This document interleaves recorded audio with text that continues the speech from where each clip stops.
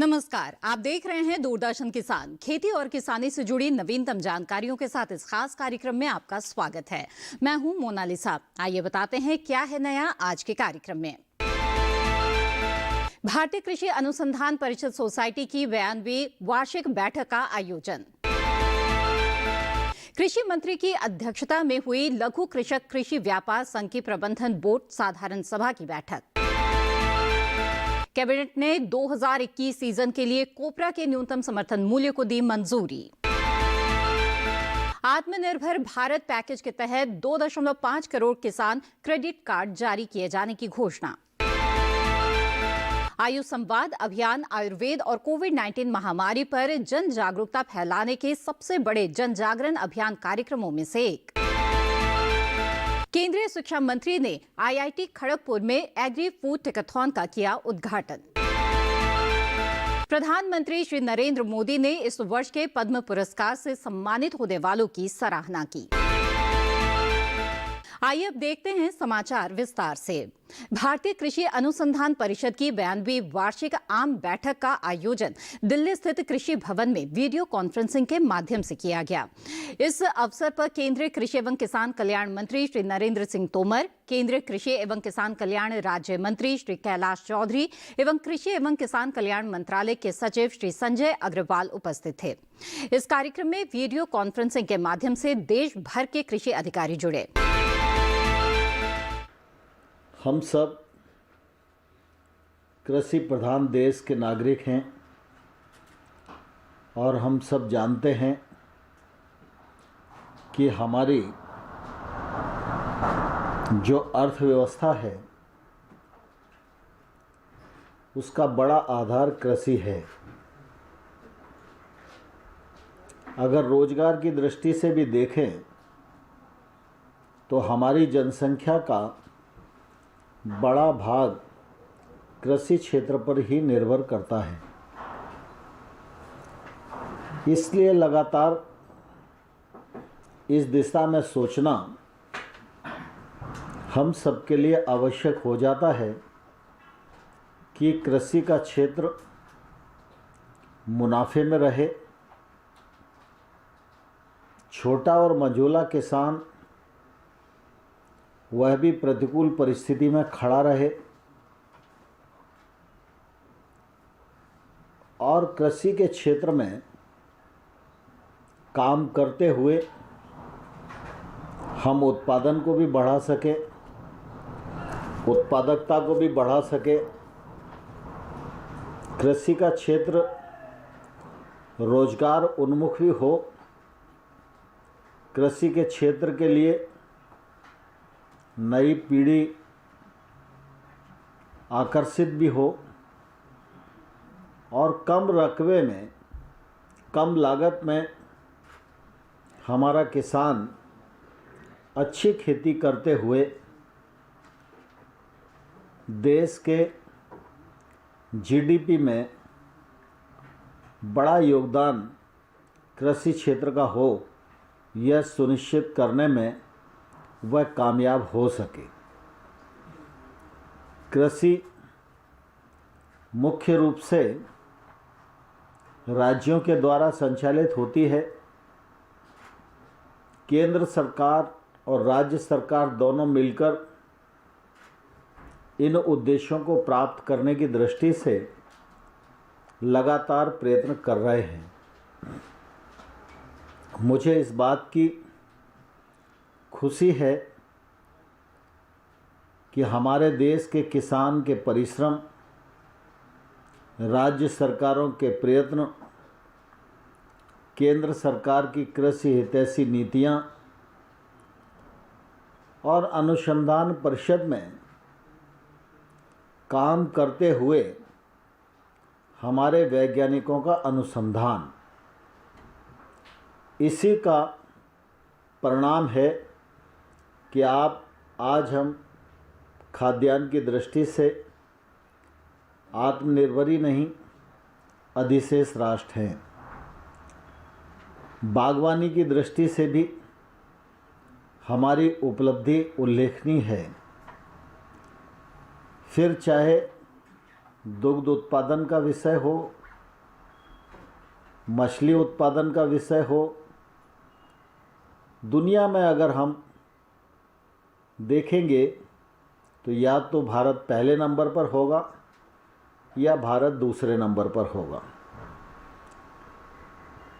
इस उपलब्धि के लिए मैं किसानों को और वैज्ञानिकों को इस अवसर पर बहुत बहुत बधाई देता हूँ और उनके परिश्रम को और उनकी दृष्टि को इस मौके पर प्रणाम करना चाहता हूँ।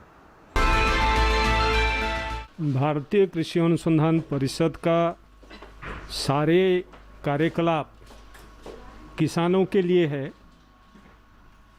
हर एक साल नए नए किस्म लाना, नए नए टेक्नोलॉजी लाना और कृषि विज्ञान केंद्रों के द्वारा किसानों के पास पहुंचाना, ये तो 92 साल से चलते आया है और आगे भी वही चलेगा।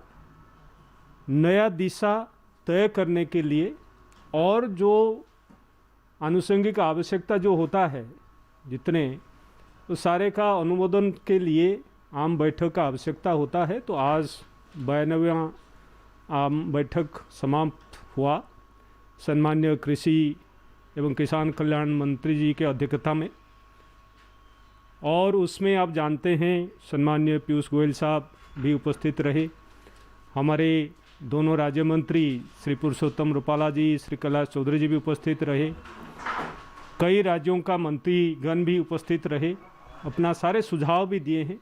हमारे सम्मान्य जीवी के मेंबर्स भी उपस्थित रहे, एजीएम के मेंबर्स उपस्थित रहे। तो उससे हमारा नया कार्यक्रम और जो कार्यक्रम चल रहा है उसको नया दिशा ये मिलेगा। इसी हिसाब से एजीएम का ये होना, सफलतापूर्वक संपन्न होना आवश्यक था और ये संपन्न हुआ और किसानों के हित में ये आएगा और काम में आएगा। और सर इसमें और भी पशुपालन डेयरी मंत्रालय के भी उसमें ऐसा है कि ये तो पिछले एजीएम में हम लोगों ने अप्रूव किया था कि जो नया मंत्रालय बना है उसके जो मंत्री होंगे और सदस्य होंगे और जो सचिव होंगे वो भी सदस्य होंगे। तो ये तो डिसीजन हुआ था, लेकिन उसको और गति देने के लिए और बल देने के लिए इस बार जो आम बैठक में जो अनुमोदित हुआ वो ये हुआ कि सम्मान्य मंत्री फिशरी एनिमल हस्बेंड्री डेयरी ये आईसीआर का सीनियर वाइस प्रेसिडेंट होंगे। सो इसका अनुमोदित हुआ और उससे फिर जो इंटरेक्शन और जो भी डिपार्टमेंट का आवश्यकता होगा पशुपालन और मछली की खेती के दिशा में, ये आईसीआर तो काम कर ही रहा है और उनके साथ इंटरेक्शन बढ़ेगा और उनके जो भी सुझाव रहेंगे उसके हिसाब से शोध किया जाएगा। आत्मनिर्भर भारत के दिशा में आईसीआर ने जो कदम उठाया, देश में उठाया था और अभी भी बड़े सफलतापूर्वक उठाया है। एक तो ये है कि हम लोगों ने जो कोविड के दौरान जिन लोगों ने घर वापस किए थे, जितने वर्कर्स थे, उनको प्रशिक्षण दिया है। तो प्रशिक्षण देकर उनको खड़ा करना, उनको उद्यमी बनाना और कृषि से जोड़ना एक बहुत बड़ा काम है। हम लोगों ने 60,000 से अधिक इस तरह के जो भी लोग वापस गए थे गांव और अपने गांव में उनको प्रशिक्षण देते हुए कृषि से जोड़ने के लिए प्रयास किए हैं। एक बहुत बड़ा प्रयास है और कई सारे दिशा में हमारे जो आईसीआर के काम है कि हमारे पास जो टेक्नोलॉजी है वो टेक्नोलॉजी को किसान के पास पहुंचाने के लिए जो प्रयास हैं उसमें युवा वर्गों को जोड़ना, ये हमारा प्रयास है। और उसके लिए हम लोगों ने इंक्यूबेशन सेंटर खोले हैं। इंक्यूबेशन सेंटर में उनको ये उद्यमी बनाने के लिए प्रयास हो रहा है, वो भी चल रहा है। साथ साथ टेक्नोलॉजी को पहुंचाने के लिए हमने जितना आईटी का इस्तेमाल करना है, डिजिटल एग्रीकल्चर प्लेटफॉर्म का इस्तेमाल करना है, वो कर रहे हैं ताकि उनके पास सूचना पहुंचे। तो वो भी एक दिशा है ताकि खेती को बढ़ावा मिले। इस तरह का बहुत सारे कार्यक्रम चल रहा है। नई दिल्ली में 27 जनवरी 2021 को लघु कृषक कृषि व्यापार संघ की 25वीं प्रबंधन बोर्ड एवं 20वीं वार्षिक साधारण सभा की बैठक केंद्रीय कृषि एवं किसान कल्याण मंत्री श्री नरेंद्र सिंह तोमर की अध्यक्षता में बुधवार को हुई। इस अवसर पर श्री तोमर ने कहा कि केंद्र सरकार 10,000 एफपीओ बनाने की योजना पर अभियान के रूप में कार्य कर रही है। इस पर 6,850 करोड़ रुपए खर्च किए जाएंगे। केंद्रीय मंत्री तोमर ने कहा कि एसएफएसी बधाई के साथ प्रशंसा का भी पात्र है, क्योंकि उसने कोरोना संकट के दौरान लॉकडाउन के वक्त भी बेहतर भूमिका का निर्वहन किया। 1,000 मंडियां राष्ट्रीय कृषि बाजार से जुड़ चुकी है और 4 करोड़ मीट्रिक टन से अधिक की जिंसों का व्यापार किया जा चुका है, जिसका मूल्य 1.20 लाख करोड़ है। सरकार का उद्देश्य आम किसानों व व्यापारियों को पारदर्शिता के साथ सुविधाएं देना है। उम्मीद है कि इस काम को और बेहतर बनाने की दिशा में एसएफएसी काम करेगा। केंद्रीय मंत्री तोमर ने कहा कि 10,000 एफपीओ के गठन के लिए अनेक संगठन काम कर रहे हैं। इस पूरी परियोजना को संचालित करने व असरकारक बनाने में एसएफएसी की भूमिका मुख्य है। किसानों के व्यापक हित में सरकार की जो मंशा है वह कृषि क्षेत्र को उन्नत बनाना है। इसके लिए मंथन करके तेजी से काम किया जाना चाहिए। बैठक में कृषि राज्य मंत्री कैलाश चौधरी ने भी विचार व्यक्त किया। एसएफएसी की प्रबंध निदेशक सुश्री नीलकमल दरबारी ने बताया कि एफपीओ के गठन व उन्हें पेशेवर सहायता प्रदान करने के लिए क्लस्टर आधारित व्यापार संगठनों का चयन किया जा चुका है। इस वर्ष एसएफएसी को 566 एफपीओ बनाने का लक्ष्य आवंटित किया गया है, जिसका जमीनी स्तर पर कार्य शुरू हो चुका है। प्रधानमंत्री श्री नरेंद्र मोदी की अध्यक्षता में आर्थिक मामलों की मंत्रिमंडलीय समिति ने 2021 सीजन के लिए कोपरा के न्यूनतम समर्थन मूल्य को मंजूरी दे दी है।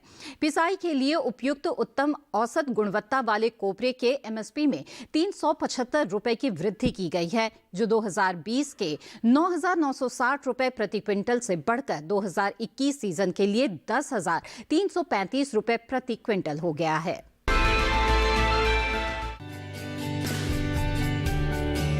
गोल कोपरे के एमएसपी में भी 300 रुपए की वृद्धि की गई है, जो 2020 के 10,300 रुपए प्रति क्विंटल से बढ़कर 2021 सीजन के लिए 10,600 रुपए प्रति क्विंटल हो गया है। घोषित मूल्य उत्पादन के अखिल भारतीय औसत लागत की तुलना में पिसाई वाले कोपरे के लिए 51.87% और गोल कोपरे के लिए 55.76% अधिक मूल्य प्राप्ति सुनिश्चित करते हैं। 2021 सीजन के लिए कोपरे के एमएसपी में वृद्धि एमएसपी को उत्पादन के अखिल भारतीय औसत लागत के 1.5 गुणे पर निर्धारित करने के सिद्धांत के अनुरूप है, जिसकी सरकार ने 2018-19 के बजट में घोषणा की थी।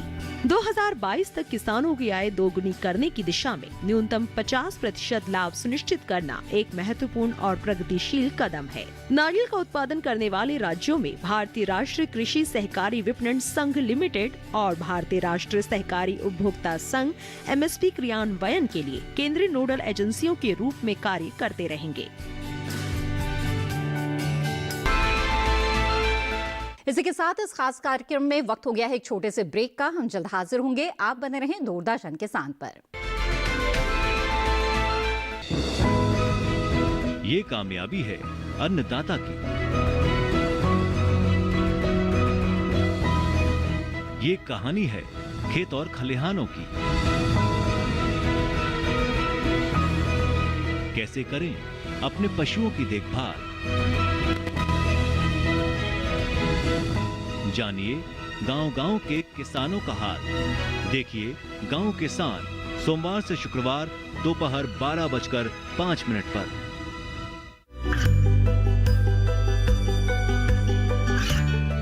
गांवों और पिछड़े क्षेत्रों में सरकारी योजनाओं की जानकारी पहुंचा। देश में कौशल और क्षमता विकास कर ग्रामीणों को सामाजिक बदलाव और विकास से जोड़ने की दूरदर्शन किसान की पहल चौपाल चर्चा देखें सोमवार से शुक्रवार सुबह 9 बजे। ब्रेक के बाद आप सभी का फिर से स्वागत है। आयुष मंत्रालय के अंतर्गत अखिल भारतीय आयुर्वेद संस्थान नई दिल्ली द्वारा आयोजित आयुष संवाद अभियान मेरी सेहत मेरी जिम्मेदारी आयुर्वेद और कोविड-19 महामारी पर जन जागरूकता फैलाने के सबसे बड़े जन जागरण अभियान कार्यक्रमों में से एक है। अभियान का मुख्य उद्देश्य आम लोगों को कोविड-19 महामारी के लिए आयुर्वेद विषय के बारे में जागरूक करने के लिए व्याख्यान श्रृंखला के माध्यम से जागरूकता पैदा करना है। देश के लोगों के लिए आयुर्वेद चिकित्सकों द्वारा पूरे देश में 5 लाख से अधिक व्याख्यान आयोजित किए जाएंगे। आइए देखते हैं इस पर आधारित हमारी एक खास रिपोर्ट।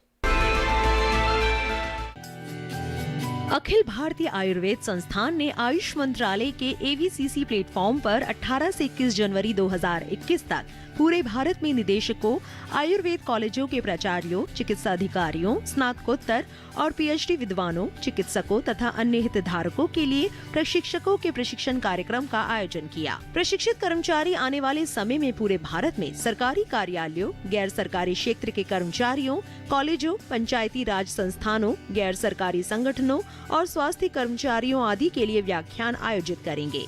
सहायता और संदर्भ के लिए पावर पॉइंट प्रेजेंटेशन एवं प्रशिक्षण सामग्री आयुष AIIA, CCIM, CCRAS, राष्ट्रीय आयुर्वेद विद्यापीठ और अन्य NIS राज्य आयुष निदेशकों की आधिकारिक वेबसाइट पर अपलोड की जाएगी तथा पूरे भारत में व्याख्यान आयोजित करने के लिए मार्गदर्शन प्रदान करेगी। प्रत्येक प्रशिक्षित व्यक्ति से ये अपेक्षा की जाती है कि वो भारत की जनता के लिए 26 जनवरी 2021 से लेकर 30 मार्च 2021 तक सक्रिय रूप से 5 व्याख्यानों में भाग ले और लोगों के ज्ञान अर्जन में मदद करे। अभियान आयुर्वेद के महत्व को समझने और कोविड-19 के खिलाफ लड़ाई में तथा कोविड के बाद आने वाले समय के लिए भी बहुत फायदेमंद होगा। अभियान विशेष रूप से आयुर्वेद के माध्यम से कोविड-19 के प्रबंधन में रोग निरोधक प्रोत्साहन देने वाला, रोग निवारक और पुनर्वास की भूमिका पर केंद्रित होगा। राज्य आयुष निदेशकों और NAM टीम के माध्यम से अभियान की निगरानी होगी। व्याख्यान और विभिन्न गतिविधियों से संबंधित रिपोर्ट राज्य आयुष निदेशक द्वारा मई 2021 के पहले सप्ताह में प्रस्तुत की जाएगी। केंद्रीय शिक्षा मंत्री श्री रमेश पोखरियाल निशंक ने आभासी माध्यम से एग्रो फूड टेकाथॉन 2021 का उद्घाटन किया। उन्होंने एग्री बिजनेस इंक्यूबेशन सेंटर की नींव भी रखी, जो कृषि और खाद्य प्रौद्योगिकी के क्षेत्र में एग्रीप्रेन्योर्स को बढ़ावा देने के लिए नवीन प्रौद्योगिकी और विचारों को प्रेरित करेगा। इस अवसर पर IIT खड़गपुर के निदेशक प्रोफेसर VK तिवारी, नाबार्ड के चेयरमैन डॉक्टर GR चिंताला और देश भर से आए प्रतिभागी मौजूद थे। आइए देखते हैं खास रिपोर्ट। भारतीय प्रौद्योगिकी संस्थान ने नाबार्ड के सहयोग से एग्री फूड टेकाथॉन 2021 का आयोजन किया है। ये अपने आप में एक अनोखा और पहला कार्यक्रम है, जिसका उद्देश्य एग्री फूड के विभिन्न क्षेत्रों से जुड़े नवाचार और उद्यमिता में भारत के युवाओं की भागीदारी को बढ़ाना है। एग्री फूड टेकाथॉन 2021 के उद्घाटन कार्यक्रम को संबोधित करते हुए पोखरियाल ने इस अनोखी पहल के लिए IIT खड़गपुर और नाबार्ड को बधाई दी। उन्होंने इस बात पर जोर देकर कहा कि एग्री फूड टेकाथॉन 2021 के अंतर्गत एक बेहतर इकोसिस्टम बनाने के लिए स्टार्टअप को बढ़ावा देने का दृष्टिकोण हमारे देश के किसानों को मजबूत बनाने के लिए विज्ञान, प्रौद्योगिकी और कृषि को एक साथ लेकर आएगा। ऐसे प्रयासों से वोकल फॉर लोकल और लोकल फॉर ग्लोबल जैसी पहल हमारे देश के प्रत्येक हिस्से तक पहुंचने में सफल होगी। जो देश का पहला IIT खड़गपुर है, वो लगातार अपने नित नए आविष्कारों के लिए, नित नए योजनाओं के लिए, नित नए प्रमाणों के लिए, नित नए कदमों के लिए जाना जा रहा है, पहचाना जा रहा है, समझा जा रहा है। वर्तमान में ऐसे वक्त पर जब देश अंगड़ाई ले रहा हो, देश के प्रधानमंत्री ने 21वीं सदी के स्वर्णिम भारत की कल्पना की हो, ऐसे वक्त पर जबकि विश्व में हिंदुस्तान को विश्व गुरु के रूप में पुनः याद किया जा रहा हो, ऐसे वक्त पर कि जब फिर देश के प्रधानमंत्री ने आत्मनिर्भर भारत की बात कह करके पूरे देश को फिर खड़ा करने के लिए उसी देश जो कौटिल्य के अर्थशास्त्र है, उस कौटिल्य के अर्थशास्त्र के आधारशिला पर खड़े होकर पूरी दुनिया में $5 ट्रिलियन की अर्थव्यवस्था का संकल्प लिया हो और ऐसे वक्त पे जब फिर भारत सोने की चिड़िया के रूप में उभरने के लिए कटिबद्ध हो, प्रतिबद्ध हो और संघर्षशील हो, ऐसे वक्त पर आई है नई शिक्षा नीति।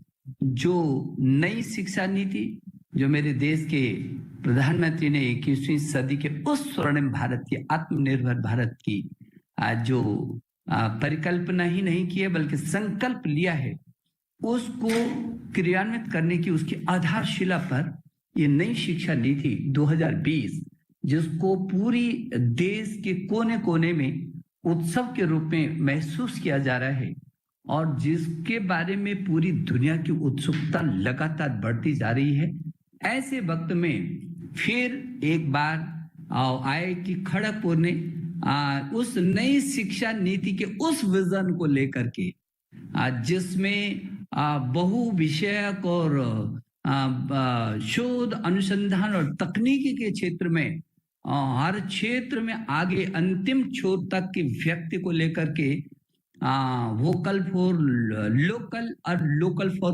ग्लोबल तक जाने का जो रास्ता बनाया हो, उस रास्ते पर मजबूती से उसकी आधारशिला बनाने के लिए ये खड़गपुर IIT पहले उस नीति को क्रियान्वयन की दिशा में आगे आया है।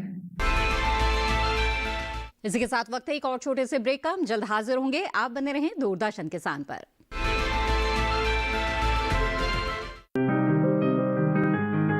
बीमारियों से कैसे बचेगी फसल? मवेशियों की मुश्किलों का क्या है हल? कहां से लाएं बीज, कितनी लगेगी खाद? किसानों के हर फोन का विशेषज्ञ देंगे जवाब। देखिए हेलो किसान लाइव सोमवार से शुक्रवार शाम 6 बजे।